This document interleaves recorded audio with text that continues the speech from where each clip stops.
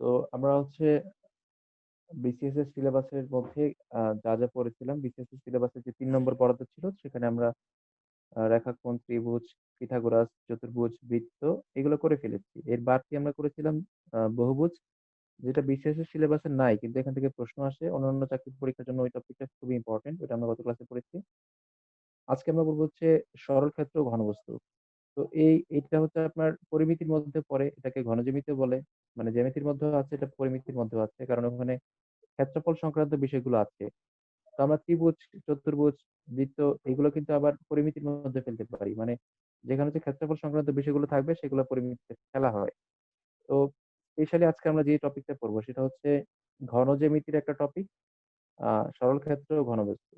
তো ঘনজ্যামিতির মধ্যে বিসিএস যে প্রশ্নগুলো প্রিভিয়াস প্রশ্নগুলো যেগুলো আসে সেগুলো যদি আমরা অ্যানালাইসিস করি তাহলে আপনি দেখতে পারবেন যে যত প্রশ্ন এসেছে সবগুলো হচ্ছে আয়তক্ষেত্র, সরি আয়তকার ঘনবস্তু আর হচ্ছে ঘনক থেকে এসেছে। যত প্রশ্ন এসেছে সবই হচ্ছে আয়তকার ঘনবস্তু আর হচ্ছে আপনার ঘনক থেকে এসেছে। তো আমরা এই আয়তকার ঘনবস্তু পড়বো, ঘনক পড়বো, সাথে গোলকও পড়বো। আর ঘনক জ্যামিতির মধ্যে ঘনবস্তুর অভাব নাই। বাকি যে ঘনবস্তুগুলো আছে সেগুলোর মধ্যে ইম্পর্টেন্ট কিছু ঘনবস্তুর আপনারা শুধু সূত্রগুলো পড়ে রাখবেন। মানে ওইটার ক্ষেত্রফলের সূত্র কি, আয়তনের সূত্র কি, জাস্ট এই ২টা করে সূত্র আপনারা যদি পড়ে রাখেন তাহলে আপনাদের জন্য সুবিধা হবে। আমার মনে হয় যদি আপনার অ্যা আয়তকার ঘনবস্তু, ঘনক এগুলোর বাইরে যদি অন্য প্রশ্নগুলো দেয় সেগুলো সূত্র দিয়ে সরাসরি প্রশ্ন আসবে। সূত্র জানলে মান বসিয়ে ম্যাথ করতে পারবেন, অথবা ডিরেক্ট সূত্রও আসে পরীক্ষায়। বলতে পারে যে ঘনকের বা হচ্ছে কোনকের ক্ষেত্রফলের সূত্রটি কোনটি? এরকম প্রশ্ন আসতে পারে। ঠিক আছে, আমরা ক্লাসে চলে যাচ্ছি। আমরা তাহলে যেটা বলছিলাম যে ঘনজ্যামিতির আমরা আজকে সরল ক্ষেত্র ও ঘনবস্তু পড়বো। তো এই ঘনজ্যামিতি পড়তে গেলে আমাদেরকে একটা বিষয় মাথায় রাখতে হবে। আমরা এতদিন যা পড়ে এসেছি, আজকে আজ পর্যন্ত জ্যামিতি যতগুলো ক্লাস করেছি সবগুলো ছিল 2 ডাইমেনশনের। মাত্রা ছিল ২ টা। মাত্রা ছিল ২ টা, অর্থাৎ শুধু আমরা দৈর্ঘ্য আর প্রস্থ নিয়ে কথা বলেছি। কিন্তু আজকে আমরা যা পড়বো এই সবগুলোর মাত্রা হচ্ছে ৩ টা। অর্থাৎ আমরা আজকে দৈর্ঘ্য নিয়ে কথা বলবো, প্রস্থ নিয়ে কথা বলবো, উচ্চতা নিয়ে কথা বলবো। পার্থক্যটা হচ্ছে আমরা এতদিন শুধু তল নিয়ে কথা বলেছি, তল, ক্ষেত্র এগুলো নিয়ে কথা বলেছি। আজকে আমরা এখানে আয়তন নিয়ে কথা বলবো। আমরা জানি হচ্ছে দ্বিমাত্রিক যে বস্তুগুলো আছে সেগুলোর আয়তন থাকে না, অর্থাৎ শুধু ক্ষেত্রফল থাকে। কিন্তু আজকে আমরা যেগুলো পড়বো, তো এই ঘনজ্যামিতির সবগুলোতে ক্ষেত্রফলও আছে, পাশাপাশি আয়তন আছে। কারণ এগুলোর মাত্রা হচ্ছে ৩ টা। আমরা জানি আয়তন বের করতে গেলে ৩ টা জিনিস লাগবে, দৈর্ঘ্য, প্রস্থ আর উচ্চতা। তো এতদিন আমরা যে টপিক গুলো পড়েছি সবগুলোতেই ২ টা মাত্রা ছিল, দৈর্ঘ্য আর প্রস্থ। তাই ক্ষেত্রফলের বাইরে আয়তনটা ছিল না। তো আজকে আমাদের এখানে নতুন যোগ হবে আয়তন। তো আমরা এখন যেটা দেখবো, আমরা কিছু ঘনবস্তু দেখবো। হ্যাঁ, কিছু ঘনবস্তু দেখবো, তারপর হচ্ছে এর মধ্যে থেকে ইম্পর্টেন্ট কিছু ঘনবস্তু নিয়ে কথা বলবো। এইখানে আমরা যতগুলো ঘনবস্তু দেখতে পাচ্ছি তার মধ্যে আছে আপনার আহ ঘনক আছে, কিউব মানে ঘনক আছে, এই যে কিউবয়েড আছে মানে আয়তাকার ঘনবস্তু, দেখতে আয়তের মতো কতগুলো আয়তাকার তল একসাথে করে তৈরি করা হয় আয়তাকার ঘনবস্তু। তারপর পিরামিড দেখতে পাচ্ছি, পিরামিড আহ এখানে আছে, কয়েক ধরনের পিরামিড আছে, যেমন এখানে একটা পিরামিড আছে, এখানে এক ধরনের পিরামিড আছে। তারপর আমরা একটা কনক দেখতে পাচ্ছি, কনক। তারপর দেখতে পাচ্ছি গোলক। তারপর দেখতে পাচ্ছি হচ্ছে এখানে সিলিন্ডার, সিলিন্ডার দেখতে পাচ্ছি, বা পাইপ যেগুলোকে বলি আমরা, পাইপ।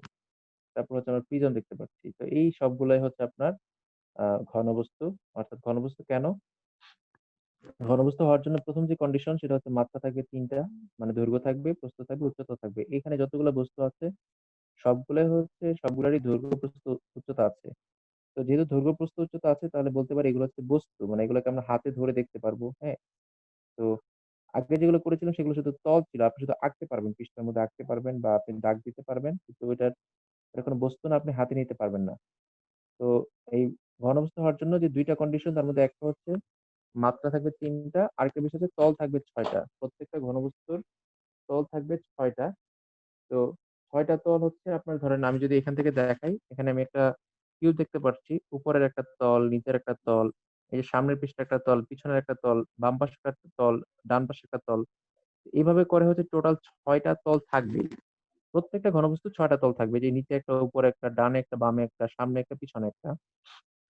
আপনার সামনে যদি একটা মোবাইল থাকে, মানে আপনার যদি একটা মোবাইল থাকে তাহলে মোবাইল দিয়ে আপনি দেখতে পারেন, মোবাইলের উপরের যে স্ক্রিনটা সেটা হচ্ছে একটা তল, পিছনের যে ব্যাক সাইডটা সেটা হচ্ছে একটা তল, ২ টা।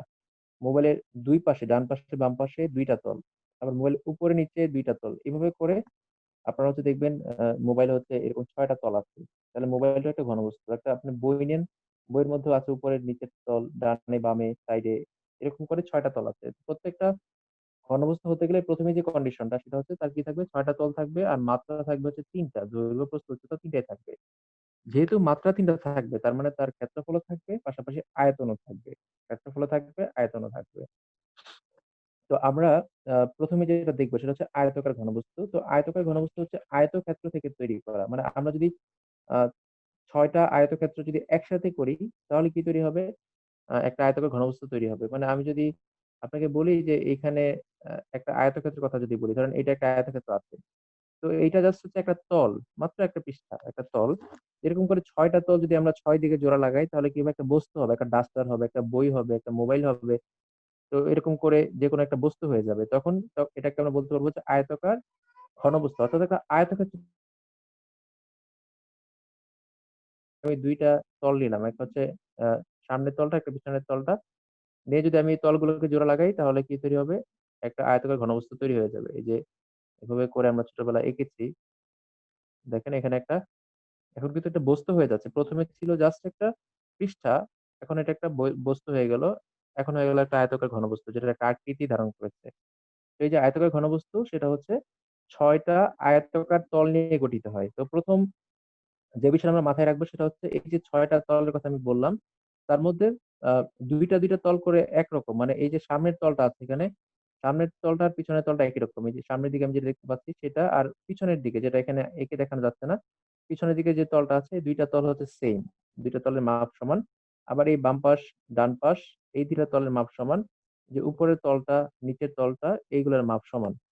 তাহলে আমরা দেখলাম হচ্ছে আয়তাকার ঘনবস্তুর তলগুলো কিরকম হয়। এখন আমরা আয়তাকার ঘনবস্তু থেকে কিছু তথ্য জিস্ট আকারে দেখব। অর্থাৎ এখান থেকে গুছানো কিছু তথ্য। আমরা বলেছি যে যেকোনো ঘনবস্তুর কি থাকবে?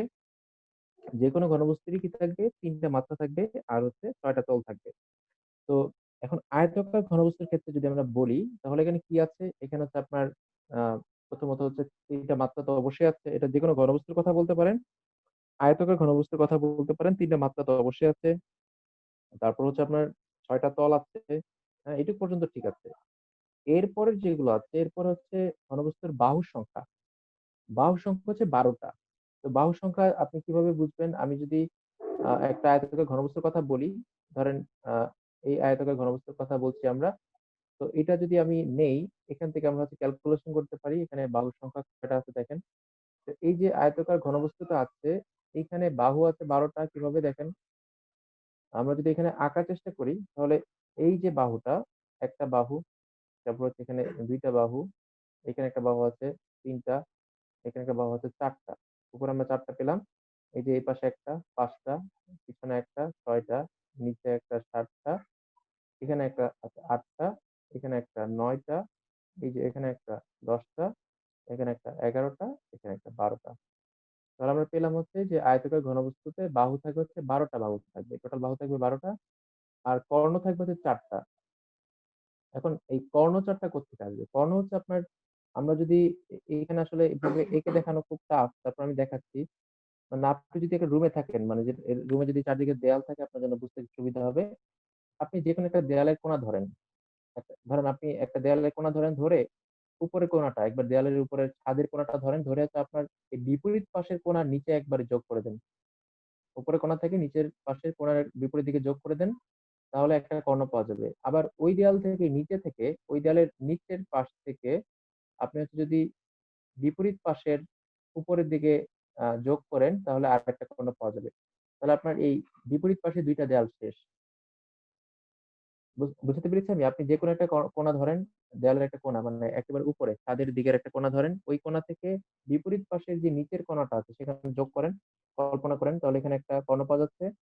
আবার আপনি যে দেয়ালটা ধরেছিলেন সেটা নিচের পাশটা আপনি ধরেন নাই। নিচের কোণা থেকে যদি আপনি বিপরীত পাশের উপরের কোণা যোগ করেন তাহলে আরেকটা কোণ পাওয়া যাচ্ছে। তাহলে এভাবে করে ২ টা। এখন অপোজিট যে পাশের দেয়ালটা রয়ে গেছে, তো অপোজিট পাশের আবার হচ্ছে আপনি ২ টা করে কর্ণ পাবেন। তাহলে এভাবে মোট ৪ টা কর্ণ পাবেন। তো আমরা হচ্ছে নরমালি একটা আয়তক্ষেত্রে দেখেছিলাম যে একটা আয়তক্ষেত্রে কর্ণ থাকে কয়টা? ২ টা। অর্থাৎ এই যে এই পাশ থেকে আমরা যদি এই আমরা যদি হচ্ছে ২ টা কণা যোগ করি অর্থাৎ এই কোণা থেকে এই কোণা পর্যন্ত যদি যোগ করি, তাহলে কি হয়ে যাবে? একটা কর্ণ হবে, আবার বিপরীত পাশের কোণা হলে আরেকটা কর্ণ হবে। এরকম করে আমরা ২ টা কর্ণ পেয়েছিলাম। তো এখানে আয়তাকার ঘনবস্তুতে কর্ণ হচ্ছে ৪ টা। এখন আপনারা অনেকে বলতে পারেন যে, এই যে আমি যদি উপরে তলের কথা চিন্তা করি, তলে তো কর্ণ আছে কিন্তু ওইগুলো নেয়া যাবে না। এগুলো তো জাস্ট আয়তক্ষেত্রের কর্ণ। এগুলো তো আপনার ইয়ের কর্ণ না। আমাদের এই যে ঘনবস্তুর কর্ণ না। আপনি যদি বলেন যে সাইডেও তো কর্ণ আছে অনেকগুলা, এখানে ২ টা, এখানে ২ টা। এগুলো হচ্ছে আয়তক্ষেত্রের কর্ণ। কিন্তু এগুলো আমাদের ঘনবস্তুর কর্ণ না। ঘনবস্তুর কর্ণগুলো ভিতরে হবে। তো আমরা পেলাম হচ্ছে ঘনবস্তুর কর্ণ হচ্ছে কয়টা? ৪ টা। আর ঘনবস্তুতে সমকোণ থাকবে হচ্ছে ২৪ টা। সমকোণ বলতে আপনি যদি এখন একটা দেয়ালের রুমে থাকেন, তাহলে আপনি যেকোনো একটা কোণার দিকে তাকান। আপনি কোণার দিকে তাকালে দেখবেন হচ্ছে ৩ টা দেয়াল আপনি দেখতে পারবেন। একটা ছাদের দেয়ালটা, একটা আপনার সামনের দেয়াল, একটা হচ্ছে পাশের দেয়াল। যেকোনো একটা কোণাতে ৩ টা দেয়াল গিয়ে যোগ হয়। ৩ টা দেয়াল যেখানে গিয়ে যোগ হয়, সেখানে ৩ টা সমকোণ তৈরি হয়। ৩ টা দেয়াল যেখানে গিয়ে যোগ হয়, সেখানে হচ্ছে ৩ টা সমকোণ তৈরি হয়। একটা হচ্ছে ছাদের সাথে পাশের দেয়ালের, মানে ২ পাশের দেয়ালের সাথে ছাদের ২ টা সমকোণ তৈরি হবে।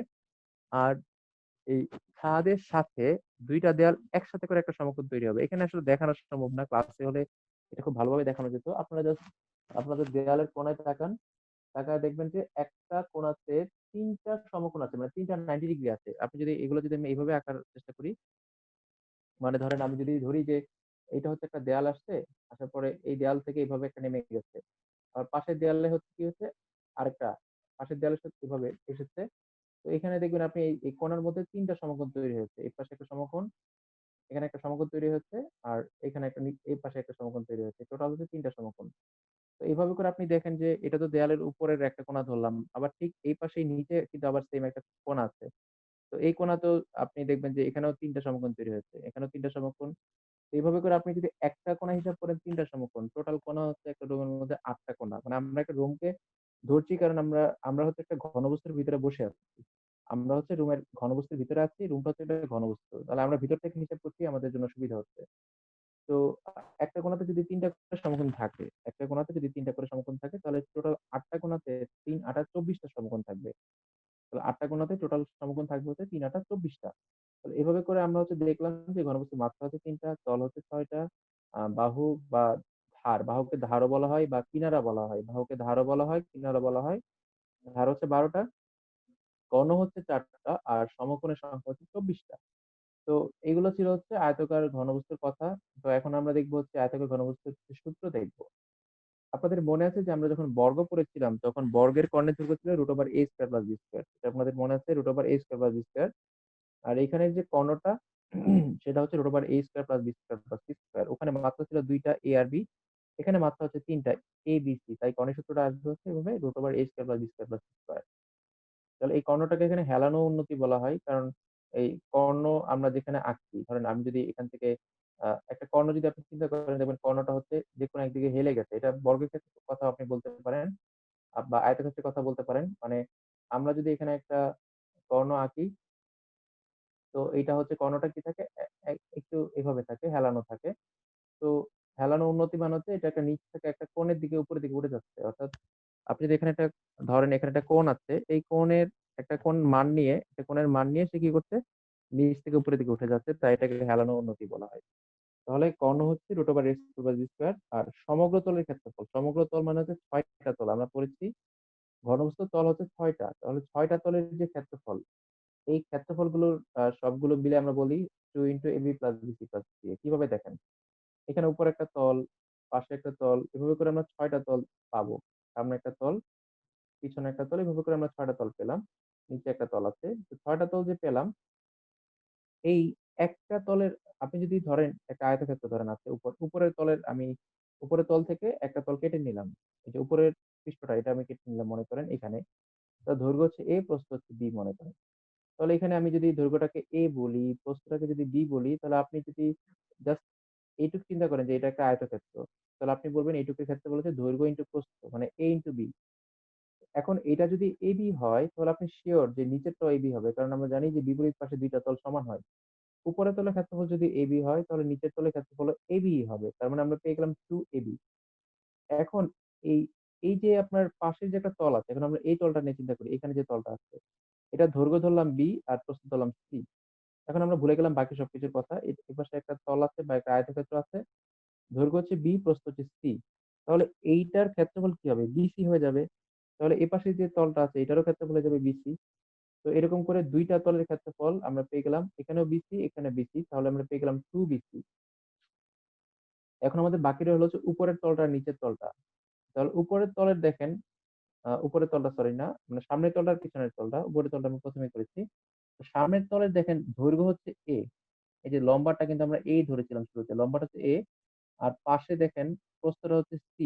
আমরা যদি এই তলের কথা চিন্তা করি, মানে এই সামনে যে তলটা আমরা দেখতে পাচ্ছি এটাকে যদি আমরা আঁকার চেষ্টা করি, ধরেন আমি এই তলটাকে এখানে আঁকলাম। ঠিক আছে? এরকম করে আঁকলাম।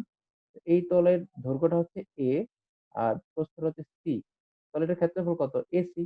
তাহলে এই সামনের তলটা যদি AC হয়, পিছনের তলটাও AC হবে। তাহলে এভাবে আমরা পেয়ে গেলাম এখানে 2AC।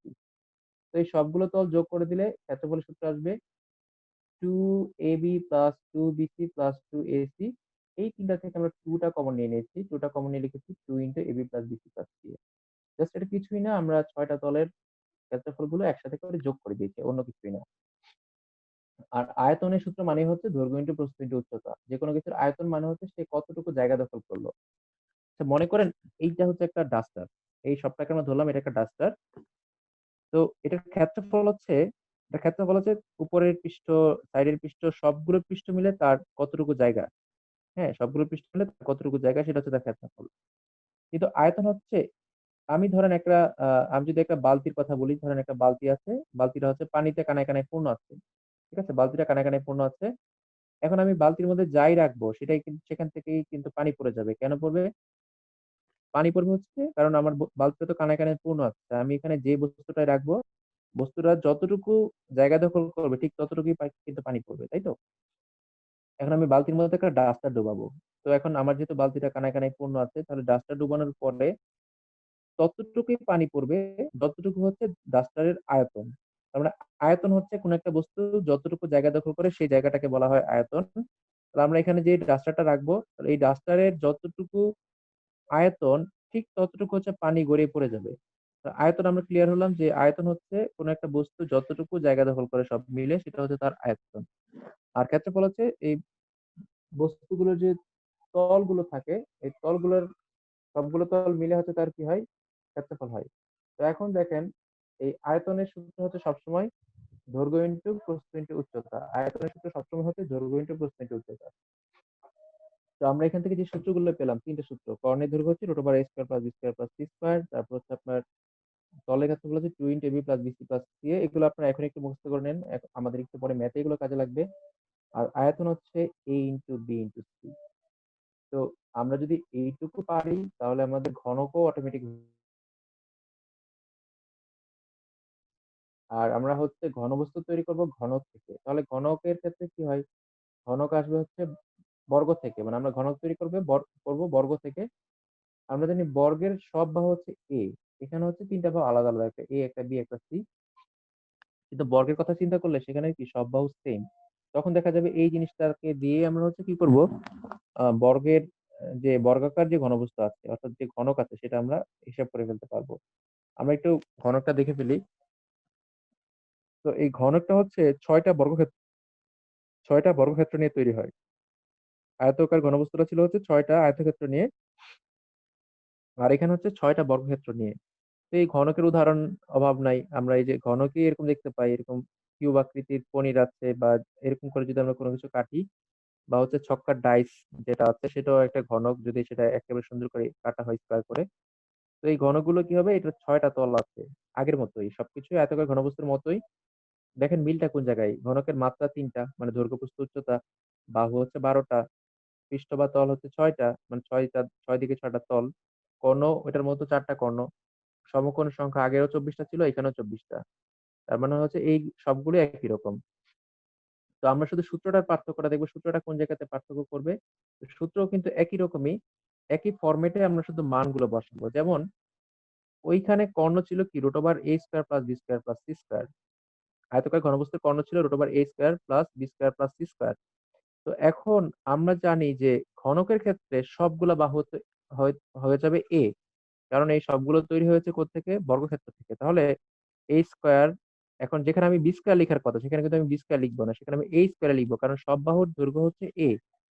a² plus a² plus a²। তো এইভাবে করলে টোটাল হয়ে যাবে 3a স্কয়ার, মানে 3টা a স্কয়ার নিলে a square plus b square plus c square সবগুলোতে এই বসবে। 3টা হলে আমরা লিখতে পারবো যে 3a স্কয়ার। তার মানে আমরা হচ্ছে 3টা a স্কয়ার যোগ করে আমরা এখানে একসাথে করে লিখে ফেললাম 3a স্কয়ার। এই 3 স্কয়ারটা কি? তার কর্ণের দৈর্ঘ্য। 3a স্কয়ারকে যদি আমরা রুট করি তাহলে এটা হয়ে যাবে √3, এটা হয়ে যাবে √3, আর এই স্কয়ারটা রুট থেকে বের হয়ে যাবে √3a। তো এটা একটু বর্গের সাথে মিলে বর্গের কর্ণের দৈর্ঘ্য ছিল √2 ইনটু a। আমরা করেছিলাম বর্গের কর্ণের দৈর্ঘ্য ছিল √2 ইনটু a, আর এই ঘনকের কর্ণের দৈর্ঘ্য হচ্ছে √3 ইনটু a। তো কোত্থেকে এসেছে আমরা বের করেছি কোত্থেকে? আয়তকার ঘনবস্তুর সূত্র থেকে বের করেছি। ওখানে 3টা মাত্রা আলাদা, আলাদা ছিল। আর এখানে 3টা মাত্রা একই রকম। তাই কর্ণটা হচ্ছে √3 ইনটু a। আর ক্ষেত্রফল হচ্ছে, তো আমরা জানি হচ্ছে ঘনক তৈরি হয় কোত্থেকে? বর্গক্ষেত্র থেকে। আমি যদি এখানে একটা বর্গক্ষেত্র নেই, আপনাদের ঘনক এঁকে দেখাচ্ছি। ধরেন এটা একটা বর্গক্ষেত্র। তো আমি হচ্ছে এখানে আরেকটা বর্গক্ষেত্র নেই। তো আরেকটা বর্গক্ষেত্র নিয়ে আমি যেটা করব সেটা হচ্ছে আ এখান থেকে আমরা তৈরি করব হচ্ছে একটা ঘনক। তো এখানে দেখেন প্রত্যেকটা কিন্তু একেকটা বর্গ। আপনি দেখ দেখছেন যে এখানে একটা বর্গ আছে। অর্থাৎ এখানে একটা আ তল আছে বর্গ। প্রত্যেকটা তল কিন্তু বর্গ হবে। আপনি একটা ছক্কার ডাইস চিন্তা করেন। এখানে প্রত্যেকটা তল হচ্ছে কি একেকটা বর্গ। তো প্রত্যেকটা বাহু যেহেতু a, তাহলে প্রত্যেকটা তলের ক্ষেত্রফল হচ্ছে a স্কয়ার। ধরেন এটা যদি আলাদা করে আপনি একটা বর্গ আঁকেন, মানে উপরের যেকোনো একটা তল যদি নেন, সবগুলো তল তো এখানে সমান। যেকোনো একটা তল যদি আপনি নেন, তাহলে একটা বাহু যেহেতু a, একটা বাহু যেহেতু a, তাহলে এটা যেহেতু বর্গ তাহলে তার ক্ষেত্রফল হচ্ছে a স্কয়ার, তাই তো? এখন আমাদের তল কিন্তু ৬ টা। তাহলে একটা যদি a স্কয়ার পুরো তলের ক্ষেত্রফল, মানে টোটাল সবগুলো তল যদি আমরা যোগ করি তাহলে ক্ষেত্রফল হচ্ছে 6a স্কয়ার। আর একটা তলের ক্ষেত্রফল, যেকোনো একটা পৃষ্ঠের ক্ষেত্রফল হচ্ছে a স্কয়ার। তাহলে যেকোনো একটা পৃষ্ঠের ক্ষেত্রফল হচ্ছে a স্কয়ার, আর ৬ টা পৃষ্ঠের ক্ষেত্রফল হচ্ছে 6a স্কয়ার। এই হচ্ছে আমাদের এখানে সূত্র। আর আয়তন হচ্ছে a কিউব। কেন a কিউব হয়েছে? আমরা জানি আয়তন হচ্ছে দৈর্ঘ্য ইনটু প্রস্থ ইনটু উচ্চতা। এখানে দৈর্ঘ্য a, প্রস্থ a, উচ্চতাও a। তাহলে ৩টা a গুণ করলে কি হয়ে যাবে? a কিউব হয়ে যাবে। দৈর্ঘ্য a, প্রস্থ a, উচ্চতাও a। ৩টা a গুণ করলে হয়ে গেল a কিউব। তাহলে আমরা পেয়ে গেলাম আয়তন হচ্ছে a কিউব। তো এই সূত্রগুলো থেকে আমরা হচ্ছে এখন মান বের করব, সরি ম্যাথ করব। তো এগুলো যদি আমরা বুঝতে পারি তাহলে আমাদের ম্যাথের জন্য সুবিধা হবে। কারো যদি কোনো প্রশ্ন থাকে প্রশ্ন করতে পারেন। আমরা এখন ম্যাথে যাব।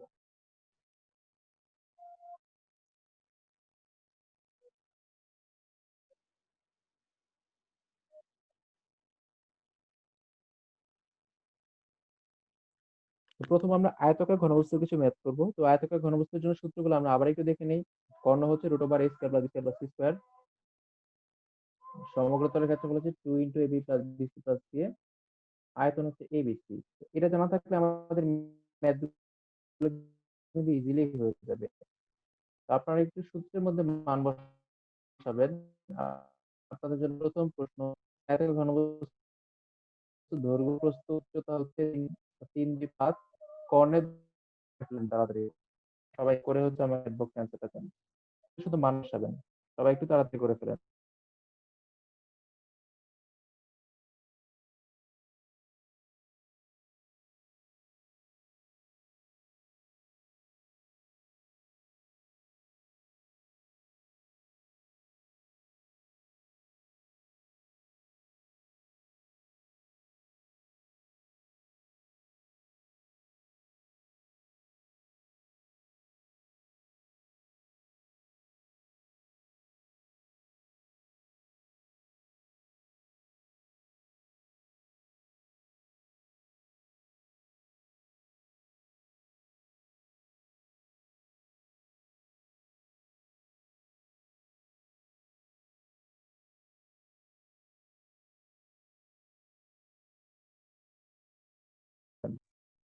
এই ম্যাথটা দিয়েছি আপনার সূত্রটা প্র্যাকটিস করার জন্য। আপনারা শুধু সূত্রটার মধ্যে মানগুলা বসান। আমি যদি সূত্রটা দরকার হয় আমি একটু দেখাচ্ছি আবার। কর্ণ হচ্ছে √a square plus b square plus c square. সমগ্র তলের ক্ষেত্রফল হচ্ছে 2 ab plus bc plus ca। আর ওখানে বের করতে বলেছিল কর্ণের দৈর্ঘ্য আর হচ্ছে আয়তন। আয়তন তো সিম্পল একেবারে। আয়তন হচ্ছে abc। আপনারা একটু করে ফেলেন, করে হচ্ছে আমাকে একটু আ চ্যাট বক্সে দেন। ক্যালকুলেশন করে কার কত আসে একটু দেখি।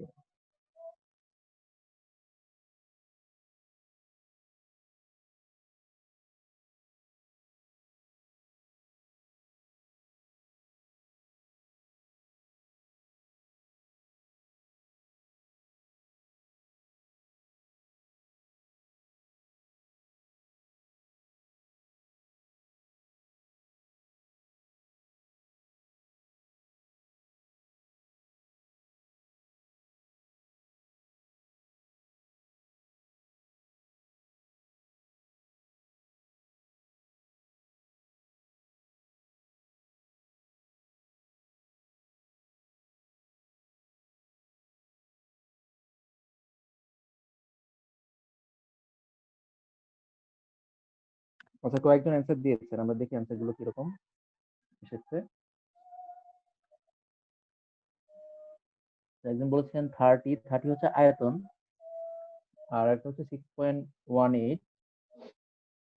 আচ্ছা, তো আমরা একটু দেখি যে আয়তনের সূত্রটা একেবারে সিম্পল, দৈর্ঘ্য ইন্টু প্রস্থ ইন্টু উচ্চতা। অর্থাৎ আমরা যদি 3, 2 আর 5 গুণ করে দিই তাহলে 3 দোকানে 6, 5 × 30। আয়তন হচ্ছে 30 ঘন সেন্টিমিটার, আয়তন হয় ঘন সেন্টিমিটার। এখন বলেছে হচ্ছে তার কর্ণের দৈর্ঘ্য কত। তো কর্ণের দৈর্ঘ্য বের করার জন্য এই সূত্রটা, সেটা হচ্ছে √a² + b² + c²। মানে আমরা √a² + b² + c² করবো। তাহলে এখানে a হচ্ছে 3, b হচ্ছে 2 আর c হচ্ছে 5। 3 কে স্কয়ার করলে হয় 9, 2 কে স্কয়ার করলে হয় 4 আর 5 কে স্কয়ার করলে হয় 25। তাহলে এখানে 25 আর 4 কত হয় 29। 29 আর হচ্ছে এখানে 9, 29 আর 9 যদি আমরা এখানে করি তাহলে হচ্ছে 38 হয়ে যায়। তো 38 কে রোধ করলে যে অ্যান্সারটা আসবে সেটাই হচ্ছে আমাদের কর্ণের দৈর্ঘ্য। তো হচ্ছে অনেকেই বর্গমূল বের করতে পারেন না। তো বর্গমূল বের করার নিয়মটা হচ্ছে এখানে আসলে অনেক বড়, এটা করাতে গেলে অন্যদিকে চলে যেতে হবে। তারপরে জাস্ট আপনাকে ধরিয়ে দেই। বর্গমূল বের করতে গেলে যেটা করতে হয় সেটা হচ্ছে জোড়া বানাতে হয়। এখানে একটা জোড়া করাই আছে। তারপরে নিয়ম হচ্ছে দেখতে হয় এই জোড়ার মধ্যে সবচেয়ে বড় বর্গ সংখ্যা কোনটা। তো আমরা জানি হচ্ছে 38 এর মধ্যে সবচেয়ে বড় বর্গ সংখ্যা হচ্ছে 36। 38 এর মধ্যে সবচেয়ে বড় বর্গ সংখ্যা হচ্ছে 36। বর্গ সংখ্যাগুলো হচ্ছে 1, তারপর হচ্ছে 9, তারপর হচ্ছে 4, হ্যাঁ? 1, 4, 9, তারপর 16, 25, 36, তারপর হচ্ছে আপনার 49। তো এই 36 এর বর্গমূল হচ্ছে 6, এটা আমরা লিখলাম। তারপরে বিয়োগ করলে আসবে হচ্ছে 2। তারপর নিয়মটা হচ্ছে এইখানে যে সংখ্যাটা আছে এটাকে ডাবল করতে হয়। 6 এর ডাবল হচ্ছে 12। এখন 12 দিয়ে কিন্তু হচ্ছে এটাকে ভাগ করা যাবে না, 2 কে ভাগ করা যাবে না। তাই আমরা কি করব, একটা দশমিক দিয়ে 0 নামাবো। তো এখানে বর্গমূলের ক্ষেত্রে নিয়ম হচ্ছে সবকিছু জোড়া, জোড়া নামাতে হয়। অর্থাৎ আপনি হচ্ছে 2 বার 0 নিতে পারবেন। কি করলাম, 6 ডাবল করলাম এখানে 12, করার পরে কি করলাম আমরা হচ্ছে এখানে যেহেতু যাচ্ছে না ভাগ, তাহলে আমরা দশমিক দিয়ে 2টা 0 নিলাম। এখন আমি যেটা করব সেটা হচ্ছে এখানে দেখব 200 এর মধ্যে এখানে কত বসালে ভাগ যাবে। 200 এর মধ্যে এখানে কত বসালে ভাগ যাবে। তো এখন যদি আমি এখানে একবার দেই 121,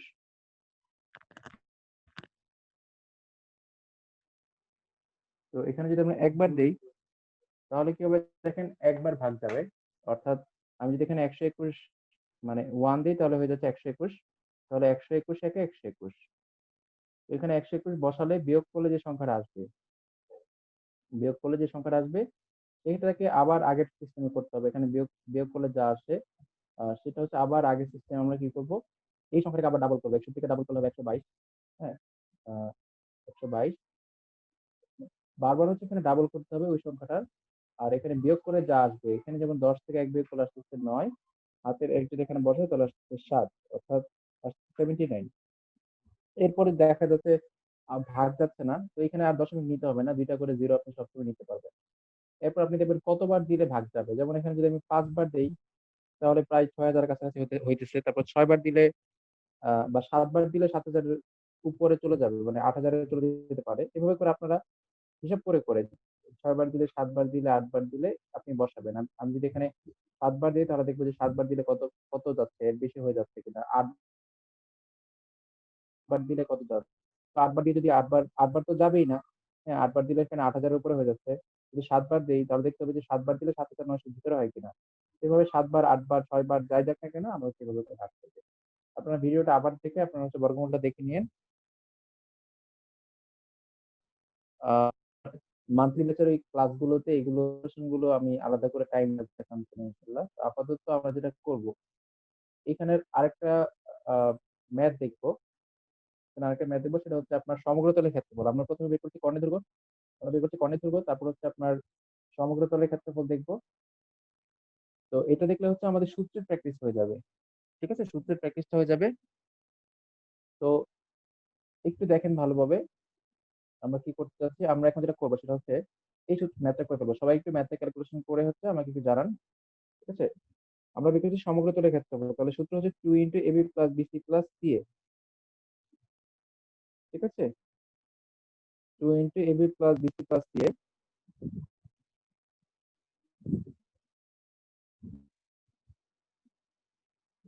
তো এখন এই যে 2 into A B plus B C plus C A যেটা আছে, তো সেই সূত্রের মধ্যে আমরা যদি মান বসাই তাহলে কিন্তু আমি ম্যাথটা পেয়ে যাচ্ছি। এই ধরনের যে ম্যাথ গুলো এগুলো জাস্ট আমরা এগুলো পরীক্ষাতে আসে না তা না, আসে। আমরা এগুলো করছি হচ্ছে আপনার কি করার জন্য, সূত্রটা প্র্যাকটিস করার জন্য। সবাই হচ্ছে এই সূত্রটাই মানগুলো বসে আমাকে একটু জানান কারটা কত আসছে অ্যান্সার। অলরেডি দুইজন অ্যান্সার দিয়েছেন, fine. 20 A B plus B C plus C, ওই সূত্রের মধ্যে মান বসে আপনারা হচ্ছে অ্যান্সারটা পেয়ে যাবেন।